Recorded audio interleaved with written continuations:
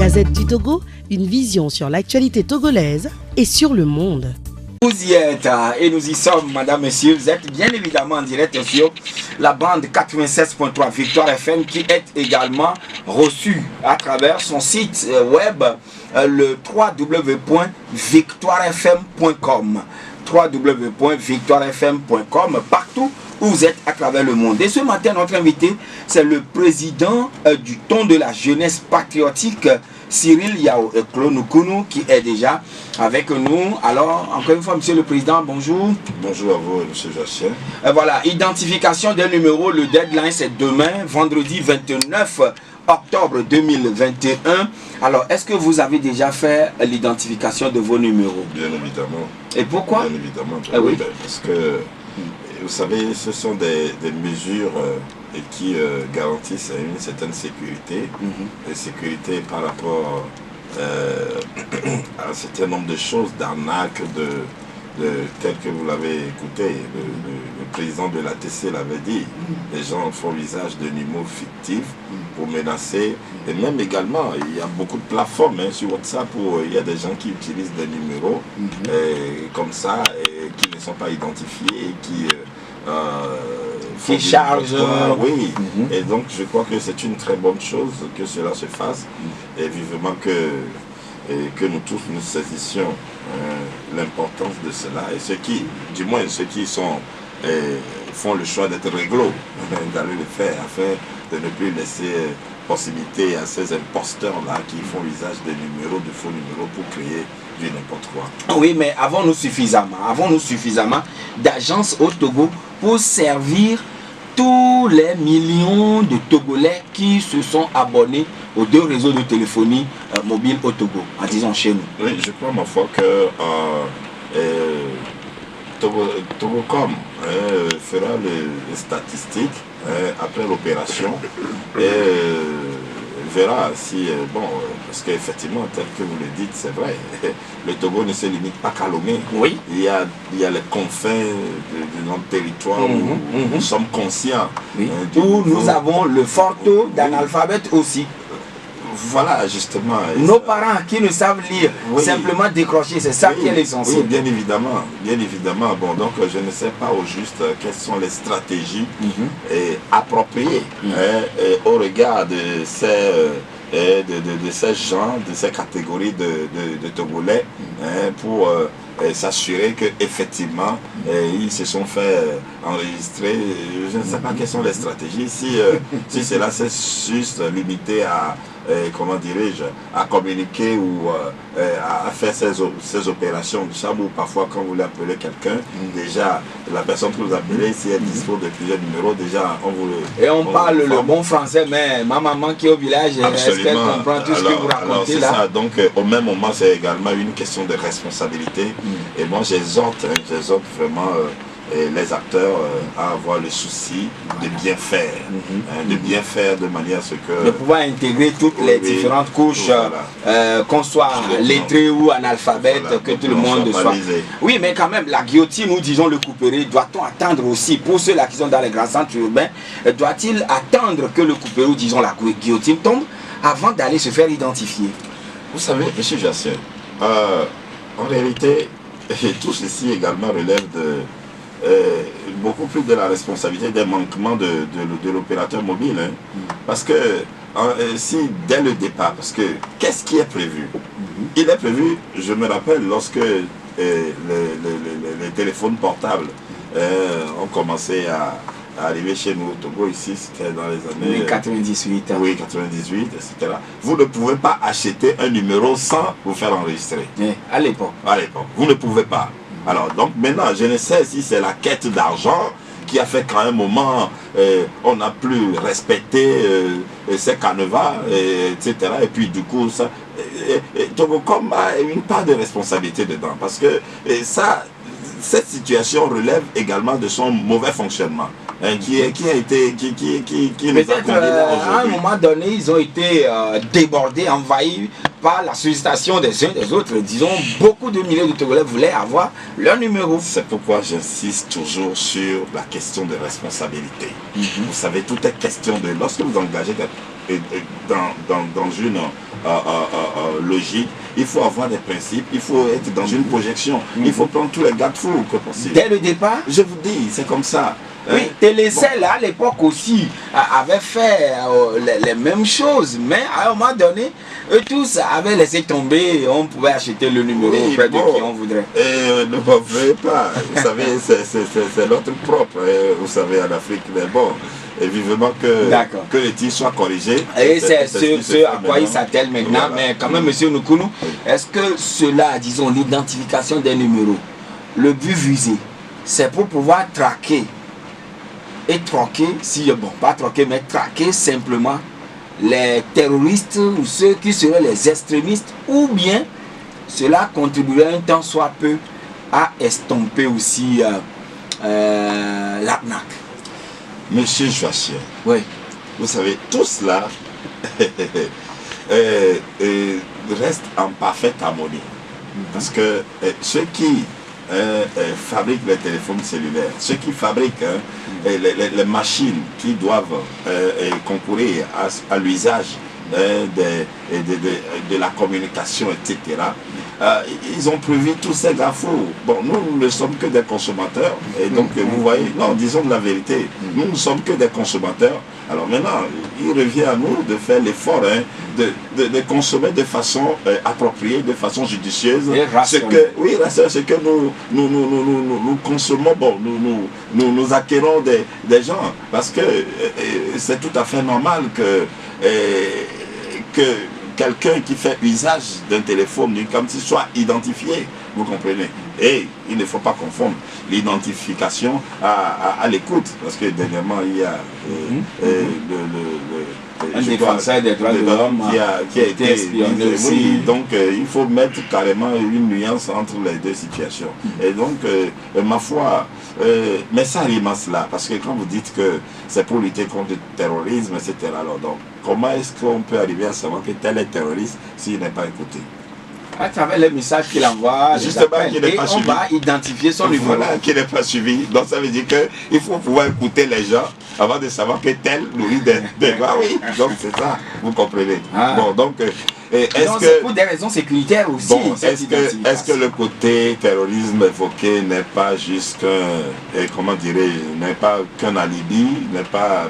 Parce que les terroristes, ma foi, je ne sais pas. Oui, mais puisque toute la région aujourd'hui est en proie à cet extrémisme violent auprès des populations, mais ça a aussi d'autres causes. Je ne sais pas comment les terroristes fonctionnent, parce que je ne les ai jamais côtoyés, mais ma foi, je crois que c'est des gens qui ne sont pas non plus cons et qui savent que des numéros sont sur le coup.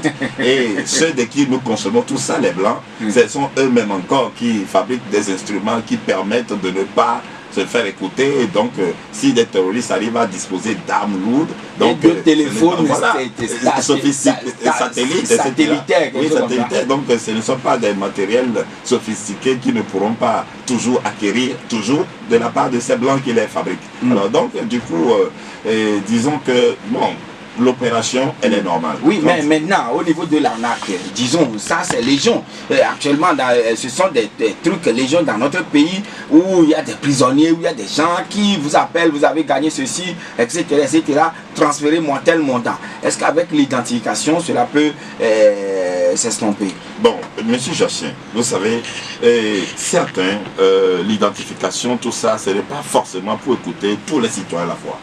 Mais c'est également pour faciliter des enquêtes. Si la traçabilité. Oui, si entre-temps, il y en a qui se réfèrent, parce que nos services de sécurité peuvent se référer au service de communication pour dire, bon, il y a telle enquête qui est ouverte, donc nous voulons d'abord identifier celui qui est derrière ce numéro et savoir à peu près quelles sont les informations qu'on pourrait obtenir. Bon, c'est toujours utile, voilà. C'est important. Donc, alors, monsieur Nukunu, certainement vous êtes en plein chantier. Le prix du ciment reste le même, mais entre-temps, le prix à l'usine a connu une hausse avec Simtogo. Le gouvernement a-t-il cette fois-ci entendu le cri de détresse des populations? Non, monsieur Jachin, le gouvernement, écoutez, on dirait que le gouvernement aurait entendu le cri des populations lorsque d'un côté, je crois, devait venir ici. Nous avons eu écho que le prix de la tonne de ciment serait 66 000. Oui. Et nous avons entendu une responsable d'un ministère dire non, que le dumping, tout ça. Bon, là, je me suis posé une question. Je dis, bon, le dumping, et bon, tout ça, moi je suis toujours dans ma logique que c'est des choses que nous apprenons. Alors maintenant, ce que nous apprenons, c'est dans quel contexte, dans quel cadre est-ce que tout ça là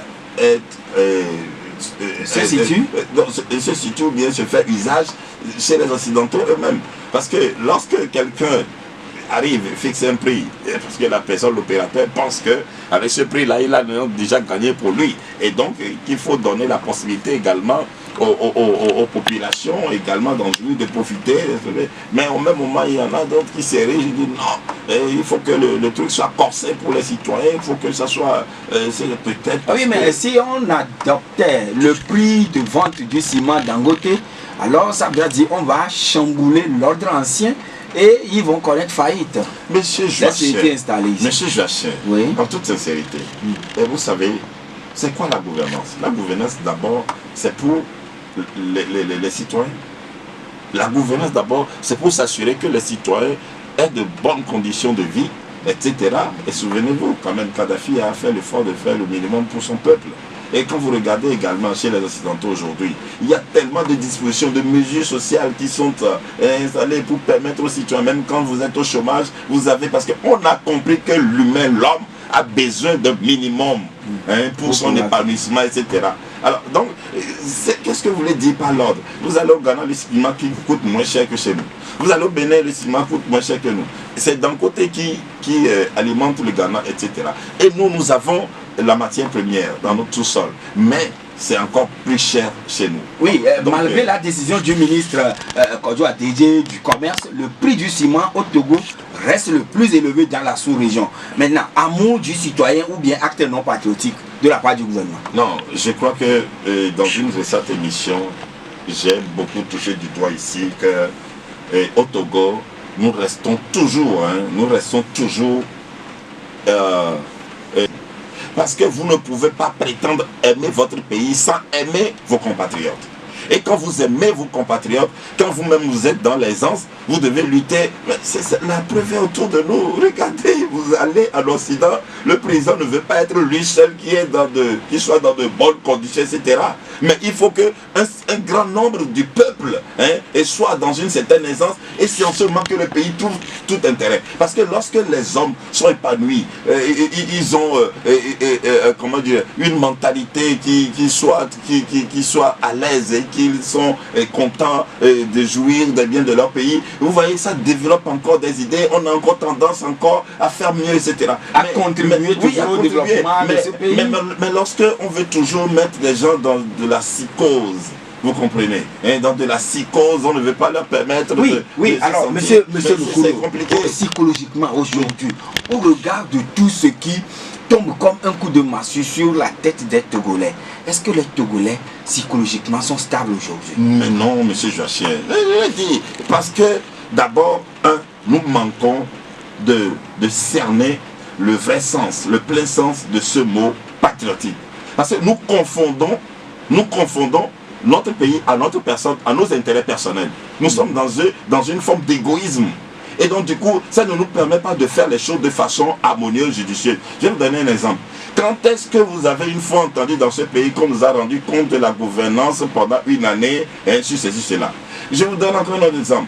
Très longtemps, il y a eu des délégations spéciales dans ce pays. Maintenant que nous en avons fini avec les délégations spéciales, quel est le compte rendu, quel est le rapport que les délégations spéciales nous ont présenté? Que oui, mais alors que vous avez géré les biens publics, vous avez géré l'argent qui soit issu de la sueur du front des Togolais. Bon, alors, donc, ça, voilà deux simples exemples. Donc en principe, au nom du patriotisme, absolument, la reddition du compte devrait être de mise par rapport aux délégations spéciales avant qu'on ne soit dans le nouveau dynamisme aujourd'hui. Parce que, monsieur Joachim, nous sommes un pays, nous sommes une république.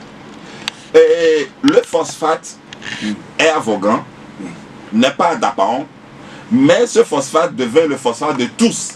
Bien sûr. Vous comprenez? Ça appartient à tout le pays. Ça appartient à tout le monde. Et ça veut dire que ce n'est plus une question de le phosphate à Vaughan. C'est une phosphate du Togo. Oui. Donc ça veut dire que celui qui a Dapaon, celui qui a 5AC, c'est également pour lui.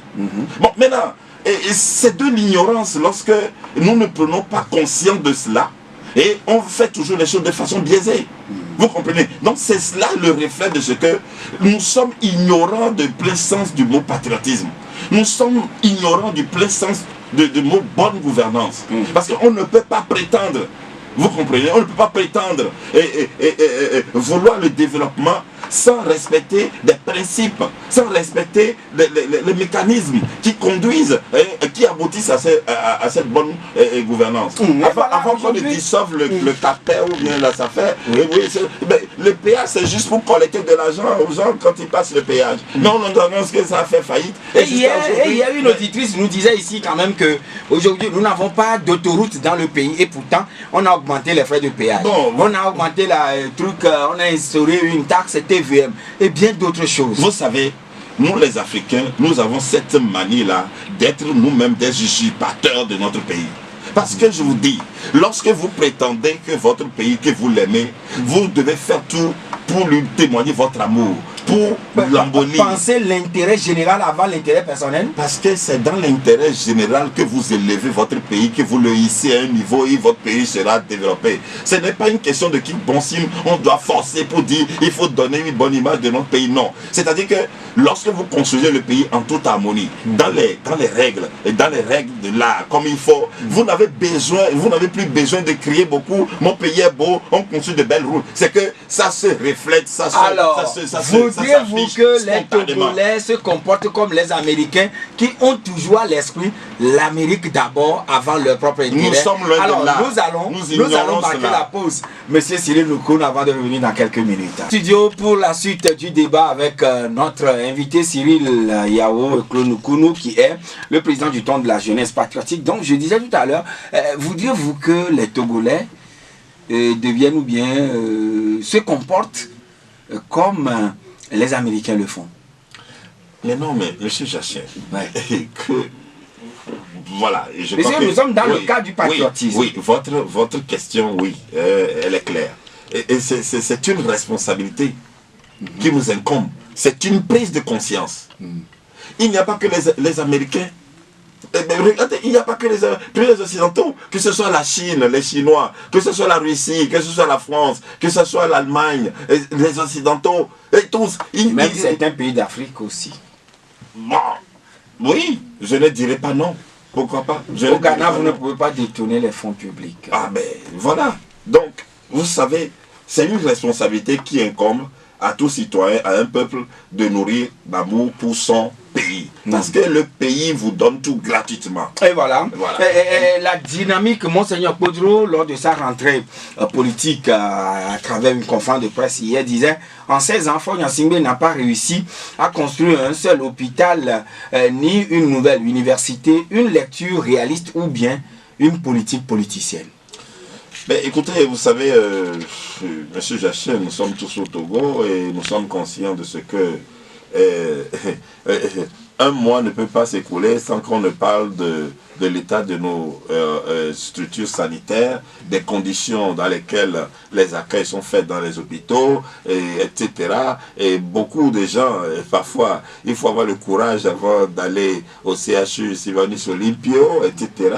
Bon, et tout cela... En s'y rendant, les gens ont la peur dans l'âme. Absolument, absolument. Bon, entre-temps, je crois que c'est le CHU Campus qui a inspiré un peu confiance.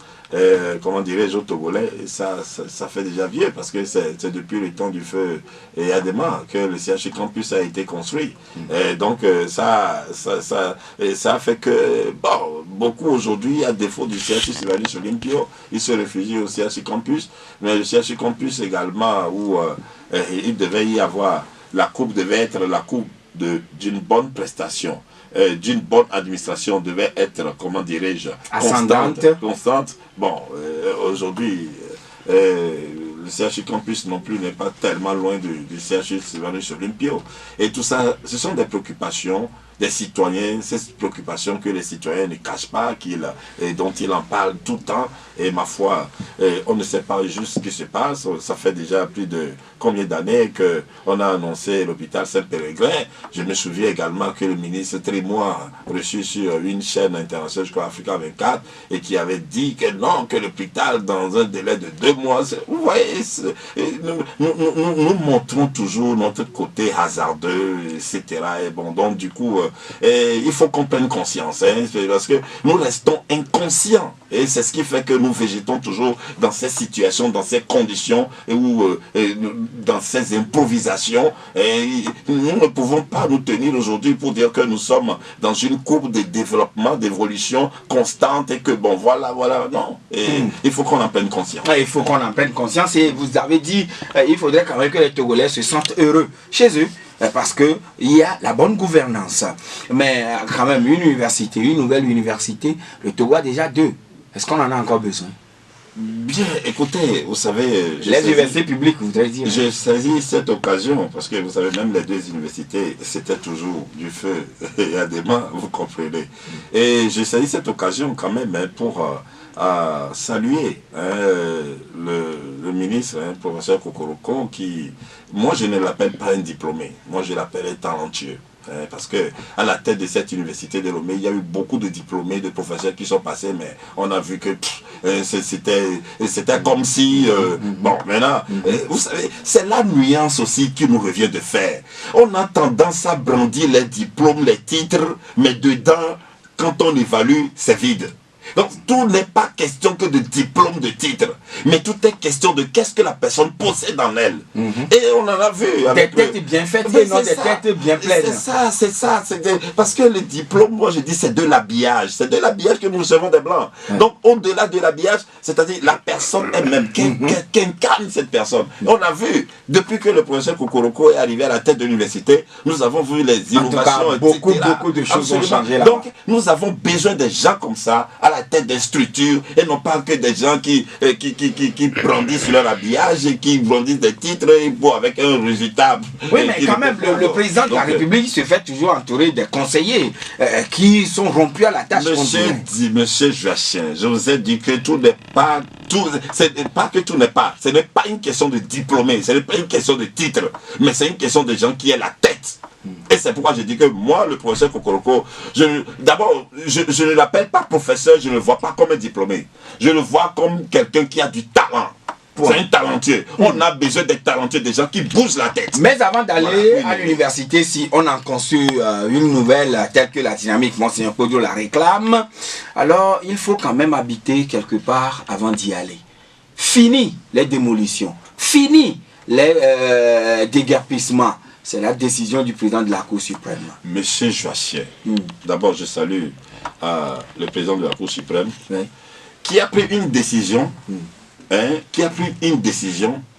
beaucoup plus administrative et professionnelle que, comment dirais-je, que d'autres destinée au public. Parce que sa décision concerne beaucoup plus les professionnels de la justice et non pas le public, vous comprenez. Non pas le public. Et non pas le public. Pourquoi? Oui, je vous explique. Parce que lorsque nous avons tous conscience de ce que c'est que les litiges fonciers, l'ambiance des litiges fonciers dans notre pays. Et pour des citoyens qui sont de mauvaise foi, ou même des profanes, qui entendent dire que oui, de avoir les décisions de justice qui sont de nature à demander l'expulsion ou à démolir. Mais il y a des imposteurs également qui occupent les terrains des terrains autrui. Illégalement. Et donc avec ça, quand ils écoutent ça, eh bien, ils sont heureux, ils sont contents. Parce que il a nuancé hier sur RFI en disant que il n'attaque pas les décisions prises. Mais il suspend pour le moment les démolissements et tout ce qui Alors, nous allons vous livrer ici notre lecture de la chose. Très rapidement. Alors, notre lecture, c'est que nous pensons que de façon judicieuse, il était beaucoup plus question que le président, que ce soit le ministre de la Justice ou le président de la Cour suprême, qu'il convoque une assise de la justice avec les professionnels judiciaires. Une assise. Non mais c'est les juges qui sont mis en cause ici. Justement. Et on va s'asseoir avec eux. Les juges sont les professionnels de la justice. Pour débattre de quoi? Justement, avec les auxiliaires judiciaires. Et donc, tout ce que le président a fait comme constat, comme manquement, comme irrégularité, tout cela sera présenté dans l'assise et toutes les mesures qui doivent être prises pour corriger cela. Il n'y a pas que les sanctions. Est-ce que vous ne voyez pas que le président Akapovi Gamato avait aussi évoqué ce même sujet dans le temps? Monsieur Joachim. Donc on doit regrouper encore. Pourtant, ils ont continué, ils se sont votés là-dedans. Monsieur Joachim, tout n'est pas question d'évoquer. Quand je parle d'assises, c'est beaucoup plus technique, c'est beaucoup plus, comment dire, pragmatique. Vous comprenez?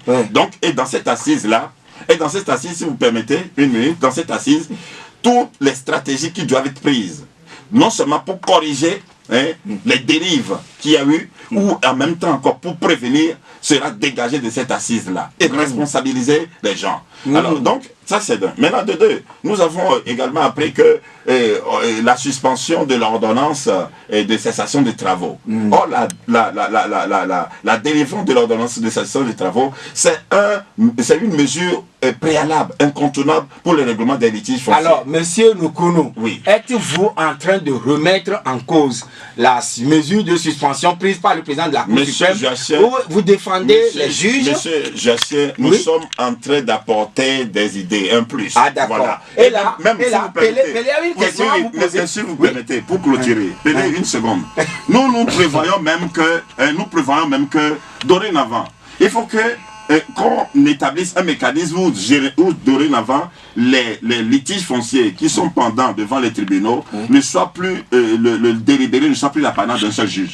Il faut un comité pour que apprécier. Voilà, avant de délibérer, il faut tous les comités de la chose. Un comité reprend les dossiers, tous les dossiers là, le prend l'analyse, voilà. Et c'est ce travail scientifique que le président de la Cour suprême annonce qui va être fait par rapport à travers une assise de la justice, monsieur Joachim. Regardons le cas de Bamako sur les médias. Regardez le cas de Bamako, de Davier, partout. De façon technique et professionnelle. Monsieur Pelé, bonjour. Oui, vous avez une question à poser à notre invité. Bonjour.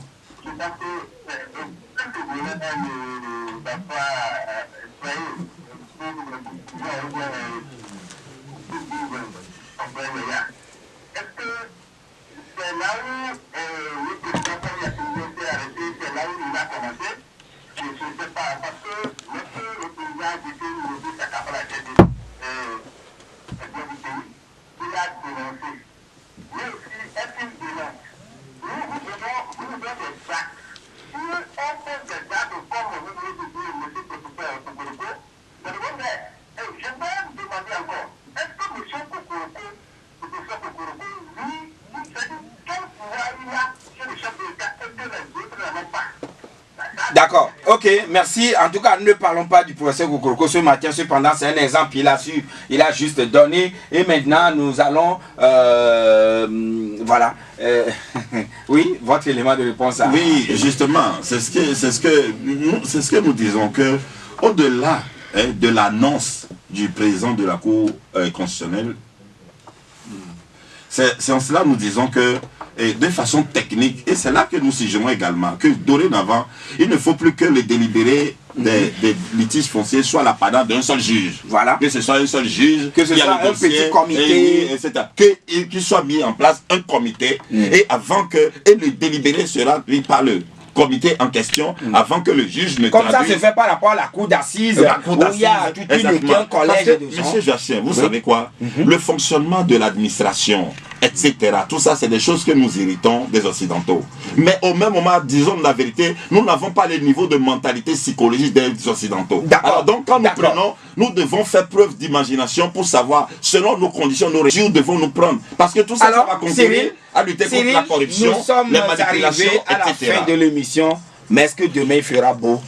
pour tous les Togolais. Mais demain, il fera beau pour nous si nous faisons le choix de changer nos mentalités. Parce que tout est question de changement de mentalité. Nous devons nous faire le choix d'abord du patriotisme et de l'acceptation de l'autre. Parce que l'acceptation mutuelle est en manque. Et maintenant, en ce moment, nous prendrons conscience de ce que il est important que chaque citoyen comprenne ce que c'est que la bonne gouvernance. C'est en cela que notre pays sera hissé. Et je vous dis toujours que le niveau d'un pays reflète le niveau de mentalité de son peuple, de ses citoyens. Et merci beaucoup, Cyril Yao Nukunu, d'être passé dans cette émission à l'instant. Cyril Yao Nukunu, il est le président du Ton de la jeunesse patriotique. Madame, messieurs, vous tous qui nous avez suivis partout ailleurs dans le monde, merci à vous de nous rester toujours fidèles sur la 96.3. Ascool, c'est lui qui est derrière la baie vitrée pour la conduite de l'émission sur le plan technique. Moi, je suis Joachim Bétim. Au revoir et à très bientôt. La Gazette du Togo, une vision sur l'actualité togolaise et sur le monde. Rejoignez-nous sur le www.lagazettedutogo.com ou sur nos comptes Facebook, Twitter et YouTube. Pour tout contact, écrivez à contact@lagazettedutogo.com ou appelez le 92 80 88 53. La Gazette du Togo, c'est l'information en continu.